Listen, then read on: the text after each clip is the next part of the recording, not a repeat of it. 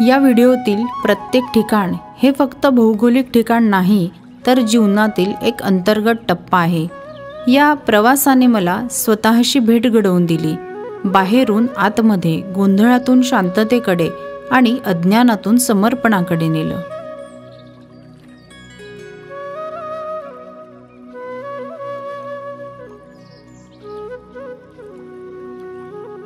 जीवनाच्या सुरुवातीला आपण आनंद, मजा, सेलिब्रेशन यात गुंतलेलो असतो.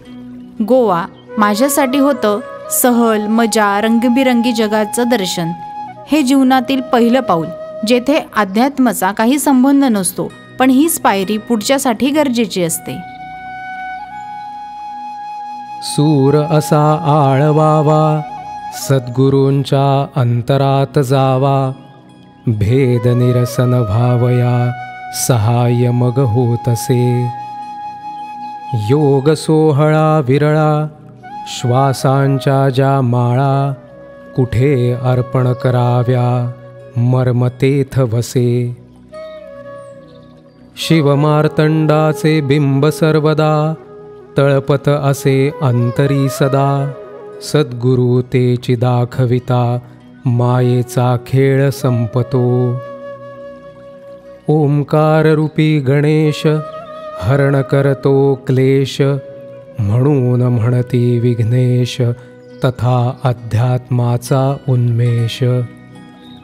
ईश्वर वसे अंतरात, जर असेल साधनेत, मग रसनेचा खेळ बाधत नसे निश्चित.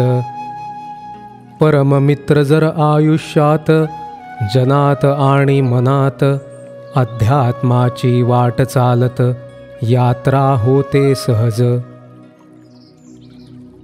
गोव्यानंतर आलं ग्वाल्हेर. इथे इतिहास, वारसा आणि परंपरेचा गंध जाणवला. अध्यात्म सुरू होण्याच्या आधी संस्कृतीचं भान येणं गरजेचं असतं. ग्वाल्हेरने मला जोडलं मुळाशी. जणू आत डोकावण्याची तयारी इथूनच झाली. प्रवचन म्हणजे संदेश, सद्गुरूंचा आदेश, तरी स्वरूपानुसंधान पहिले झाले पाहिजे. सूर आर्त पडती कानी, होतसे भावजागृती, ईश्वर निरखण्या अंतरी, सहाय्य मग होतसे. हैदराबाद व बंगलोर या दोन्ही ठिकाणी जीवनाने मला माझ्या प्राप्त कर्माशी भिडवलं. इथे संघर्ष, निर्णय आणि आत्ममूल्यांकन खूप झालं. हे टप्पे म्हणजे मनाला आरसा दाखवणारे. कर्म म्हणजे काय, आपण खरंच कोण आहोत याचा विचार येथे झाला. आध्यात्मिक चर्चा अलौकिक, विषय केवळ आत्मिक, आस्वाद घेती भाविक, आत्मरंजनासाठी. सद्गुरूंची असता साथ, प्रवास तीच यात्रा होत, गप्पांच्या ओघात ज्ञानबोध, महाकारणे होतसे. शिव आणि परमशिव दोन असे भिन्न शब्द, तरी तत्व आहे तेच, मायेमध्ये फसो नये.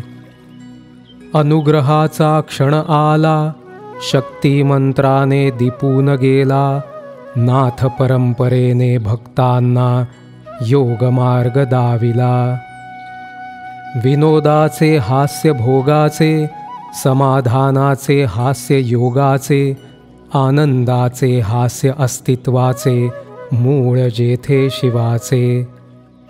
साधनेचे रहस्य कळावे, सद्गुरूंशी ते पुसावे, तदनंतर श्रवण करावे एकाग्र चित्ताने. सोलापूर, अक्कलकोट येथे पोचल्यावर वाटलं आता मन स्थिर होऊ लागलंय. अक्कलकोटमध्ये स्वामी समर्थांचा अनुभव हे म्हणजे साधना, भक्ती आणि संयम या टप्प्याचा संगम.